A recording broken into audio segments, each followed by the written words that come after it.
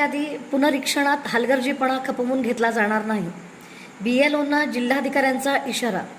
भारत निवडणूक आयोगाच्या निर्देशानुसार सोलापूर जिल्ह्यात 30 जून ते 29 जुलै 2026 या कालावधीत विशेष सखोल मतदार यादी पुनरीक्षण मोहीम सुरू आहे. जिल्ह्यातील 39,38,631 मतदारांसाठी 3,723 BLOंना नियुक्त करण्यात आले आहेत. आढावा बैठकीत जिल्हाधिकारी S. कार्तिकेयन यांनी सर्व BLOंना हे काम राष्ट्रीय कर्तव्य समजून जबाबदारीने पार पाडण्याचे आवाहन केले. प्रशिक्षण न घेणाऱ्या आणि साहित्य न उचलणाऱ्या BLOंनी तातडीने कार्यवाही करावी. तसेच दररोज 100 ते 150 मतदारापर्यंत फॉर्म पोचवावेत असे निर्देश त्यांनी दिले. या कामात हलगर्जीपणा करणाऱ्या किंवा अडथळे निर्माण करणाऱ्यांवर निवडणूक आयोगाच्या नियमानुसार कारवाईचा इशाराही त्यांना दिला.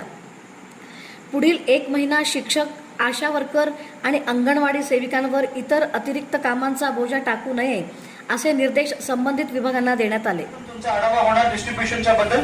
दुसरा आढावा होणार तुमच्या याच्याबद्दल ट्रेनिंगच्या बद्दल. माझ्या माहितीप्रमाणे अजून 46 BLOsनी अजून ट्रेनिंग सुरू केलेलं नाहीये. असं ट्रेनिंग घेतलं नाही त्यांना तुम्ही लवकरात लवकर सांगून तुम्हाला दुपारीपर्यंत तुम्ही ट्रेनिंग चालू करायला सांगा. ट्रेनिंग येस म्हणायला सांगा.